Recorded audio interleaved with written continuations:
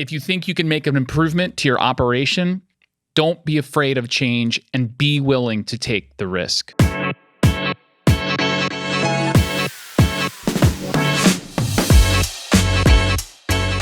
right, welcome to the Field Famous podcast, brought to you by Field Routes, a show that shines a light on the field service industry and the dedicated professionals that grind every day on their journey to success.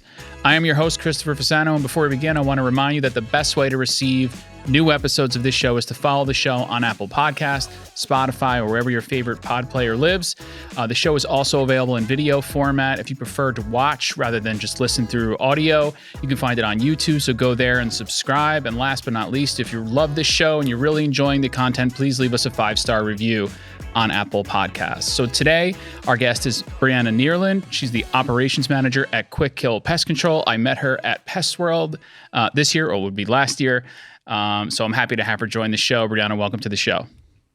Thank you for having me, Chris. I'm really excited to be here. All right. So as promised, when I met you, we had a brief little quick on the floor of Pest World interaction on a microphone back and forth. Asked if you would be willing to come on the show, and we had a longer period of time to chat about you, your career at Kwik, and just in general how you got into the space. So as promised, here we are. Thank you for coming back and doing this again. So why don't we start with just introduce yourself to the audience and who you are, where you are, your company, and then we'll get into sort of how you got into the industry, which I always find to be one of the most fascinating things in this industry. Yeah. So I'm Breanna Neerland with Kwik Pest Control out of Madison, Wisconsin. We are a second generation family business. So my dad actually started the company back in 1979. My brother and I are both very active in it today. Really proud to do what we do and really focus on providing great service for our clients and trying to make a bigger impact on not only our community, but also the industry, while having fun and doing what we do. So what I like to ask people that are in a generational business, or especially in their family, did you know that this is something you were going to do? You said your dad was doing this, right? And so how long is your dad in the industry?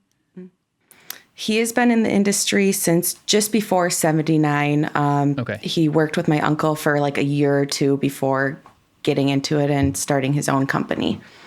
Okay. So you were growing up and seeing him in the industry, right? So did you say to yourself, I'm going to be involved with this one day? Or was that a conversation between y'all, like him and your brother? Or that's what I love to understand, or you just naturally come back around? So tell me about the personal evolution of how you ended up there. So I have always had a passion for the sciences. I was the science geek growing up. You couldn't get me out of the lab. Same. That's right. I remember this about you. Took every science class I could in high school. Yeah. Yeah.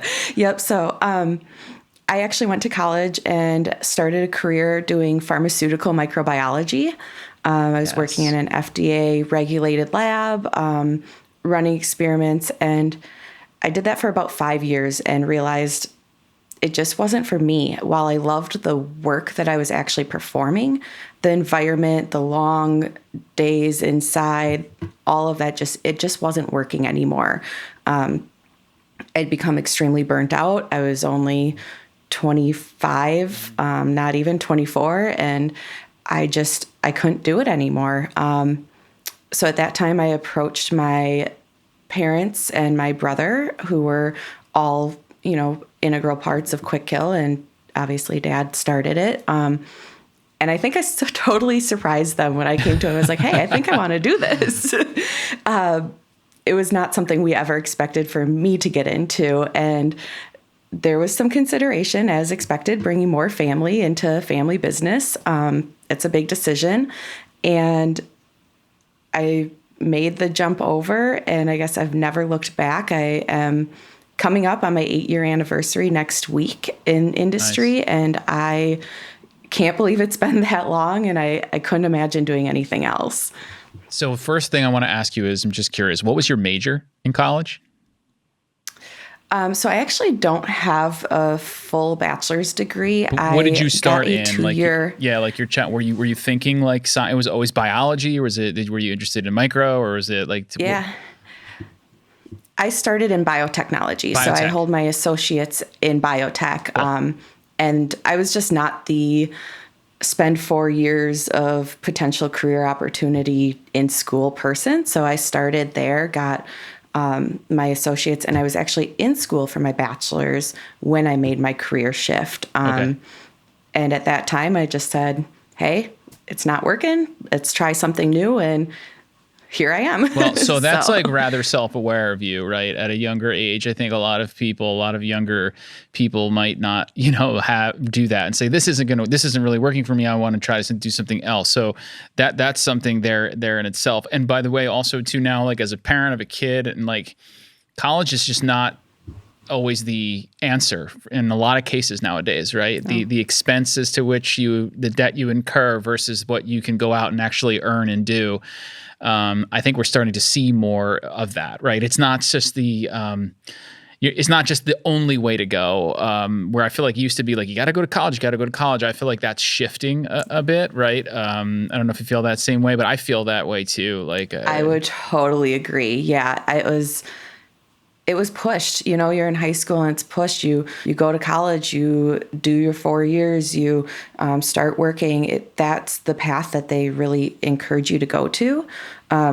And that's why I went with that 2-year degree first. I guess I wasn't interested in the whole dorm life and even those pieces of the full university. It just wasn't for me. I continued to work as a gymnastics coach, almost full time my entire time through college. And I wanted to be doing that. I wanted to be out in the world working, not just sitting in a classroom. Yep, that makes sense. And I mean, there's many arguments and many data points to suggest that that's where you learn when you're out in the world. I mean, I coming from someone that went to college and then graduate school, but my graduate school, because it was research based, as a PhD program, like I was working, like I was in the lab working, and that life. And like, right. Like you're constantly, one of the things I love and loved about that life is it's a grind, don't get me wrong, and it's a weird grind. It plays like mind games with you, right? Because like you rarely progress in ways you can see. You make these little tests and rarely things work and you're trying to figure it out. But like there's a skill level that I think comes out of that, right? You're able to troubleshoot and you're able to assess problems and try to figure out ways to move forward. So I think it has translated over, that's now in marketing, which is not, you wouldn't say is directly related, but I use that ability to troubleshoot and devise and test and things like that. So it has translated at least over for me. You mentioned about the family business and challenges.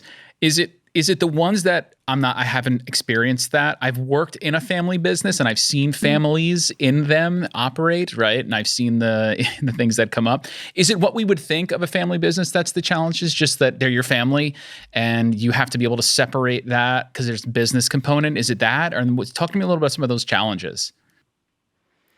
I'm really fortunate, when people find out that I work with family and, so tightly or closely with my brother in particular. But people are always like, oh man, how's that? I've tried working a family business. It was a nightmare. It totally ruined our relationship. And that's not the case for us. It actually has brought us a lot closer. I'm very fortunate that I have a brother who is one of my best friends. He's a teammate. We attack everything as a team when it comes to business. I think the challenge is, honestly, for us, the biggest challenge is turning it off. Yeah. We can be at dinner with the entire family, including my fiance and his girlfriend, and magically the conversation just turns to work. And you're like, oh, no, I'm sorry, you guys. Right. But turning it off is really the biggest thing, and not having it consume your entire family relationship and every conversation, not having it revolve around that. So we do our best, but that's definitely our biggest challenge. I can definitely see how, because you could just so easily go from something you're talking about around the dinner table to work, because it's just sort of like you both are involved in it, right? So it's hard to, or your family's involved with it. I want to talk about... It's your livelihood. It's your passion. It's everything that you do. I mean, as I'm sure we're about to get into, it's it's our entire lives, and not in a poor work-life balance way. It's because we love what we do, and we want to keep doing what we're doing and be the best that we can at it. So yeah, it's kind of all consuming. I also imagine that it being part of your family, in your namesake, in your family, that also plays into that desire and that want to make it even something better, right? Not to suggest that you wouldn't have that feeling if it was just like a company you started on your own, but the fact that it was with your dad and like it's in your family. Like I imagine that there's an added benefit or drive, if you will, to keep that baby going and really take it somewhere. Is that right? It is. It's so much more than just a job. It's a true career, and it does have that extra little like fuel behind the fire for it, which is awesome. I mean, I love it. I wouldn't have it any other way personally, but yeah, it does bring in that different aspect. So let's now get into a little bit of like the tactical, the day-to-day, because what I want to understand is, you jumped into the industry. You didn't have the direct industry experience. Obviously, you were familiar with it being out in your family, right? But tell me a little bit about the learning curve of getting in and what you started doing. Are you doing the same thing you did when you started? And tell me about your evolution, your evolution in your career in the industry. Talk to us a little bit about that. Oh man. All right. So I said I've been in the industry for almost 8 years now. So just a few days away from it, but I started as a service technician. I did not start in the office. I did not, just get gifted my position by any means. I have had to work for every single step along the way. So I was a service technician. I was out servicing homes and businesses out in the field, the down and dirty, the cockroach treatments, bed bugs. When you think of what we do as an industry, I was doing that. Yep. I quickly excelled. I picked up on it very quickly because I did grow up around it. I've been on jobs with my dad before and my brother even. And so I picked up quickly. I was able to excel through it quickly. And as that progressed, I found my way into the office, helping to route work for our other team members, answering the phone, doing the sales over the phones for our services, all of that. And then I went and saw the need to improve our office processes. And that was at early 2020. I pushed all of our office operations to mobile and paperless. At that time, we were still doing just basic hand filling everything out. And what can I want to interrupt that because I want to ask you, what was that? They presumably were doing that for a while. So was it scary? Were they excited? Like what? Because like I've been there in a business before where they were coming from no sort of data infrastructure and we needed to shift that way. And there was I think there was this recognition of why it would be important, but there was a real resistance to it. So what was that like? Yeah, I mean, change is scary, and especially when you're trying to change something that isn't broken and has been working for a number of years, but it was all about the efficiency. So there was some internal resistance, and there was hey, you want to do it? Go for it. Pilot it. Let's see what happens. And oh gosh, the rest is history. I feel like at this point, I dove in, I made it happen, and totally changed our operations. And it was very quickly recognized by everybody in our organization how much more efficient it was and how much easier it made everything. And I just started in the office. At that time, I kind of moved more fully into the office. Occasionally, I still get to go out and do something fun out on the road, help out with a difficult treatment or whatever it might be. But at that point, I transitioned into the office, and I have been honing in on efficiencies and driving all of the processes forward pretty much ever since. Been doing that for, I guess it's only 3 years now, but it feels like it's been a lot longer. And there's been a lot of changes made in those 3 years for the better for our organization.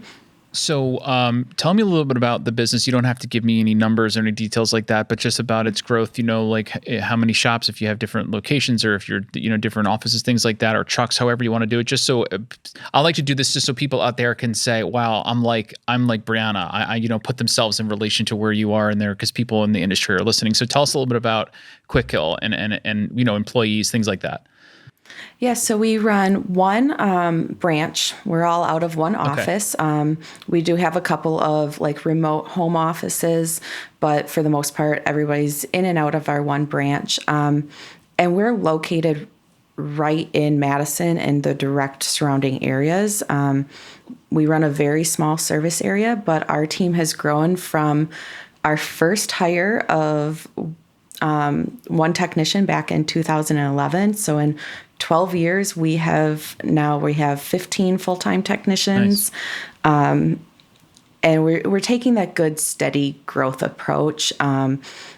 We just want that organic growth, make it manageable, maintainable, and we just kind of keep chugging away. And every year we add a couple more people, which is awesome. Yeah, that is awesome. And operations, especially as you grow and scale,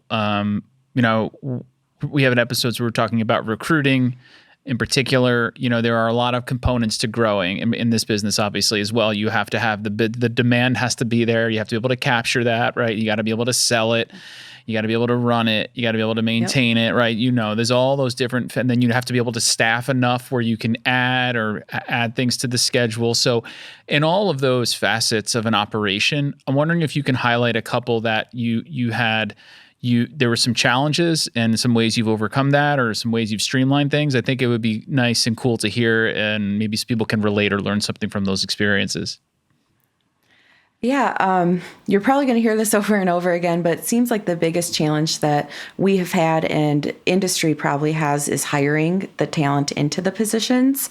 That one just seems to keep coming up. And being in Wisconsin, pest control is not a service that people think of.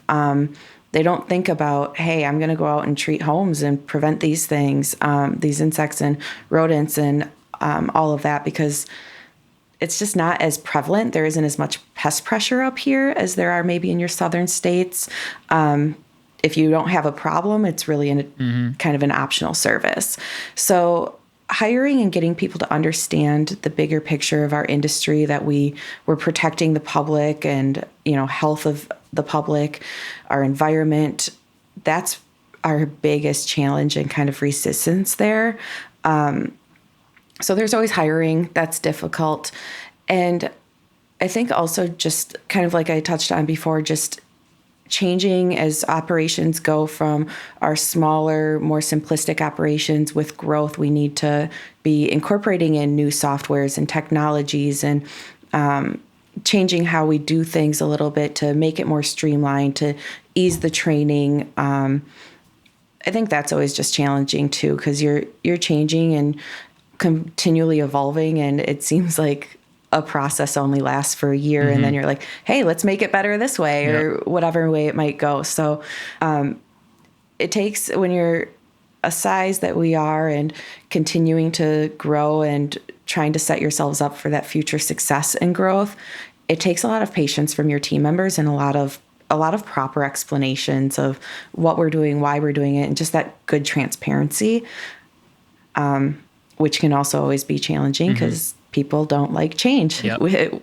That's our human nature. We don't like it. No, we don't. But you have to be, and I can just tell from you and the way you're talking, just the way you've gone into this and gone through it with those changes, is you have to be willing to look at what you can do to be better. I mean, a mantra for life, obviously, but in business, even the best, most efficient businesses should always be looking for ways to make it better, right? And if you're not doing that, I feel like you're not only not doing it a service to yourself and your business, but the people that you employ, right? You always want to try to build a better place for them. Something you mentioned that really stuck with me when I was previous life marketing for pest control companies and other these home service and field service companies, the problem that exists of making the customer, the residential, the homeowner, possibly commercial is a little different because they have like mandates to be with pests. But for a homeowner, getting them to think about pest control or other things, maybe it's even lawn, if that's your game, proactively and not reactively. Like, I'm going to call you when there's a mouse in my basement because the mouse is in my basement, but I want you to call me before the mouse gets into your basement so we can prevent it from happening. And so one of the things that I really tried to work on was the analogy I used and the way that I pitched it was trying to make people think about it like a physical. Like you can be, if you with your own health, by the time you get to the point where the doctor tells you have a problem, it may be worse because now you have the problem and the cost to both, dollar amount and to your being might be higher and more severe. Whereas if you go regularly and you're physical and you get checked up, if you do find a problem, you can hopefully get in there, mediate, fix, and be more proactive. So I tried to use that approach in our marketing, in their way, whatever. Have you seen at all any sort of shift in the way homeowners are thinking like that? And do you try to take that approach as like, hey, it's going to happen. It's just a matter of when. So we might as well get in there now. Absolutely. You have two different types of treatments. You have your corrective treatments where you're actively eliminating whatever concern it is that the client has. And you have your preventative treatments where you're staying on top of it and making sure that they just don't have them. In our market, I think that the preventative treatments are really valued by our clients, which is fantastic. Mm-hmm. But you do always have that person that, they call up and, oh, I've had mice for 2 years, but why couldn't you come out this afternoon? Right. You're like, it's 1 p.m. You want me to be out there before 4? Yeah. What? Yeah. Before the turns dark? How? Yep. So yeah, you do always have that kind of expectation of the client, but then I think just that proper explanation, you kind of nailed it on the head too with the physical analogy there. You want to prevent them from even doing it. How do we reduce these populations on the outside and prevent them from getting in? And that goes right into our industry standard of the integrated pest management principles and proper inspection, reducing your conditions conducive to these pests and everything. And I think when you explain that properly to the client from a good, educated consulting standpoint and not just like, hey, I want to sell you on this because it's going to make it so much better. You educate the client that way. They understand and they respect that and they respect you as the professional and your professional opinion. But yeah, it's all about that education to get them to really to get it, I guess. Yeah. And that also, this is another place where I was going, is that, a lot of shops or companies, they want to get those proactive sort of recurring revenue services that's ongoing. It helps. And obviously there's a lot of ways that's good. The revenue is more clear. You can plan better. You understand, you can mitigate some seasonality there. And so that really does help. But if you can, and so where I'm going with that is like, there's another challenge is you acquire the customer, then you have to keep the customer, right? And so especially in a seasonal, what could be deemed as a seasonal business, although there's some debate because even in the coldest of cold, there are still pests that come in your house, right? So you do see a decrease possibly in obvious things like stinging and things that are outside, but if you're an educator and you're genuinely caring and that comes across, I feel like it's easier to keep somebody on monthly and keep their services over the long haul. So along with the question, I guess, is like, is that part of the strategy, like in retaining people long-term? Do you put a value on that relationship? And is that one of the ways that you try to keep that customer over the lifetime? Absolutely. Yeah, you have to build those personal relationships with your clients. You have to know a little bit something about them, let them know a little bit of something about you. If you want to retain those clients, and that's how you, as you said, continue to build your recurring revenue and your company and your routes and all of that, you got to get to know them. You have to respect them, continue educating them, be on top of things. And in turn, then they respect you as a professional, and you don't just stay as a number, right? If you're looking at your finances and you're like, what service do I want to cut? And they have no personal relationship to you, right? Then you're the first one to go. And so it is really important. You got to build those genuine relationships. And that's something actually that my dad has been phenomenal at setting our business structure up to do that, and also continuing to encourage it. And it's just part of who we are. It's part of our values. We are a family-ran business, and we want our clients to feel like family as well. And as you grow, it gets harder. Yep. But recruiting the quality talent and the people that have the heart and want to, have those good social skills with their clients, you can teach the rest. But it's all about making that interaction. I wanted to ask this. I forgot before. You just reminded me when you said that recruiting the right people in a business where like your dad has established this sort of feel. Have you saw or found that because you are a family business and there's a familial element to it, does that detract away from a position? Did you ever hear that? Like, oh, I can't get involved with family businesses or not? Like, is that not a thing? It's just your goal is that's not what you are. You are Kwik Kill Pest Control and a good business, and you should work here because it's great, right? That's yeah. Okay. All right. Yeah, I don't think we've ever had somebody shy away because we are a family business. If anything, we've had people who are even more attracted to working with us because we're a family business. My brother Ryan and I are both very similar personalities, so I'm sure you guys can hear and see the passion in my voice for what we do, and that is right there with him too. So we project that as we are doing our phone interviews and our in-person interviews. And I think that people catch up on that really quickly, and that makes them want to be a part of what we're doing.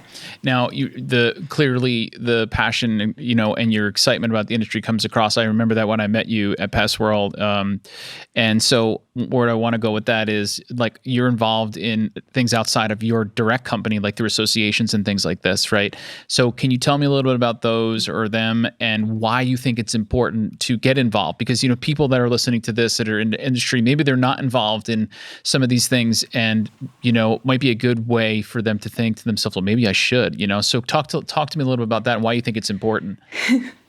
Oh man, that's a loaded question with me. I have a lot of different industry engagements, and they seem to be growing by the day.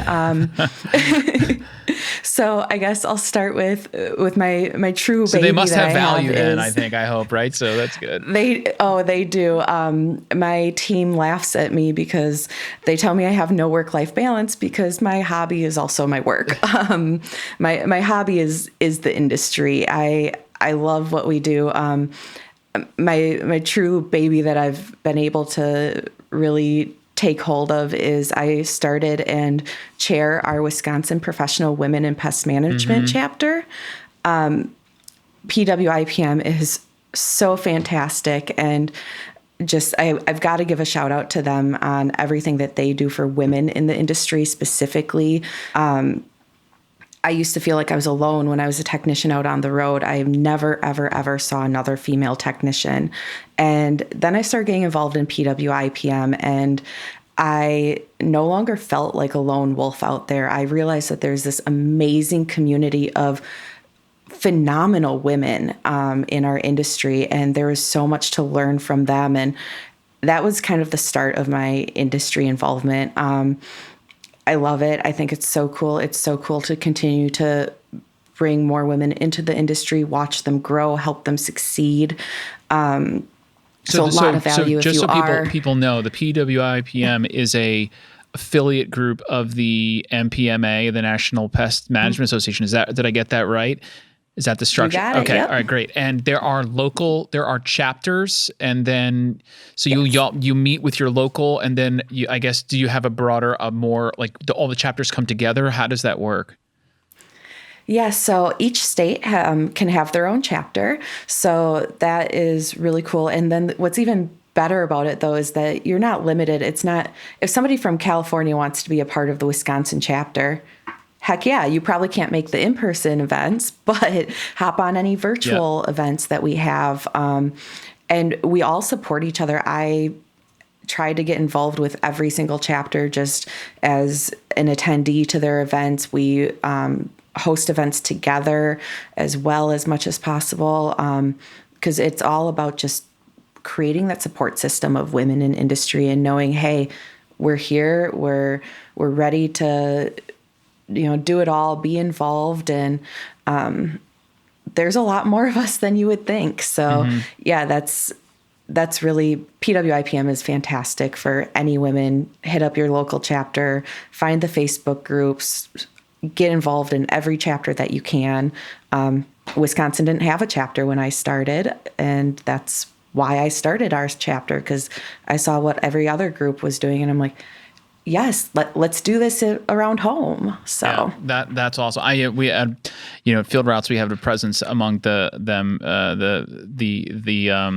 association of the PWIPM, and I went to at Pest World. I went there for the breakfast and saw this full room. So there wasn't even room to sit, and I just heard about the growth of it and how it's really, really starting to grow and take hold, and that's really, really amazing. And I love to see that. And I love to see the growth of it too. Like you said, I think people again, the neuroscientist in me always says people always want to hear from people that are in the same situation as them, right? Like, so if you're in the industry and I'm in the industry, I want to hear from you. You're a woman in the industry, I'm a woman in the industry. Wow, I really want to hear from you. So any time we can bring together people of different backgrounds and different things that are doing similar things, I think it gives people a resource that you're not just going to be able to Google and find, right? So it's really, really fantastic. I'm glad to hear that it's continuing to grow. How can people get more information about it if they're listening and they want to learn more? Is it pwipm.org? I'm trying to remember what it was. I can't remember that off the very top of my head. I think that's what it is, but they can Google it. And it is linked. And if you search on NPMA's website, you'll get directed to the PWIPM page. We have a Facebook group, just Professional Women in Pest Management, that will be a general group. And then from there, you can also start to find all of the different local chapters. Wisconsin's chapter Facebook group is just, if you search Wisconsin Professional Women in Pest Management, will pop up. Same with on LinkedIn as well. So, yep, exactly. So I would highly suggest reaching out, getting involved on that. And even if that just means, hey, I'm going to sit back and watch the posts and hop into a webinar when I can, do it. It just gets started with building that connection and that network too. So the last thing I want to see, time flies when you're doing these interviews. So you're already checking my timer, and I'm sometimes surprised when I look for people that are looking at me on the camera, looking to my left, there's a anxiety-provoking timer that's just ticking. Like you got time. What I want to ask you as we close is, in someone that's been in the operational setting and has really been sort of instrumental in getting in there, making change or pushing for change and really trying to streamline operations and become more efficient. For someone that might be listening, maybe they're just starting, or maybe they're not. Maybe they're years in, but they're looking for something. There's some things that you can point to and say, okay, here's a couple things that you should look to. Or maybe put in the context of yourself, like here's a couple things this year we're really going to focus on, or over the past 3 years we put a real big focus on in terms of operations. Just talk a little bit about that. Some things that you're looking at, or you would recommend people really just try to stay focused on. Training. Honestly, if I had to pick one thing that should never fall through the cracks or be taken for granted, it's training. Take advantage of all of the trainings you can. Attend your local conferences. I know not every company is in the position to be able to send their team members to Pest World or the national conferences, but attend those conferences. Reach out to your vendors too. They're able to come in and do presentations for your company. They love to do that. But training's always top of mind for myself, Kwik. And it should be, in my belief, it should be for every company, because those are the people that are out representing you. Whether it's a CSR on the phone, they're representing your company. If it's a technician on the road, they're the face to your customers. They're representing you. So take the time, take the funds, and invest into the training of your team members and the continued growth and development to retain them and to really stay on top of it.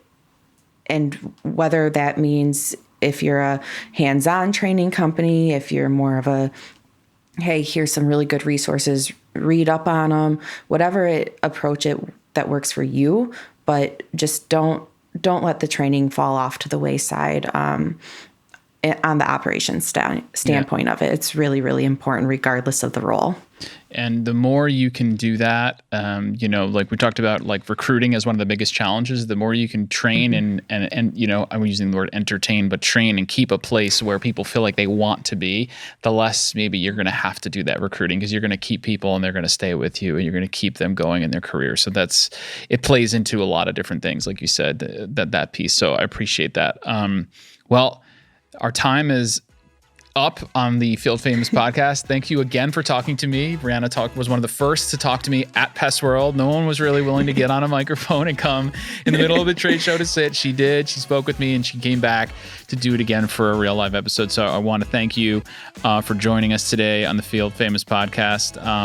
For everybody listening to this, if you want more information, go to befieldfamous.com. Tell your friends. You can subscribe on Apple Podcasts. And remember, your success is fame worthy. So let us tell your story. Breanna from Kwik Pest Control, thank you so much for coming on today.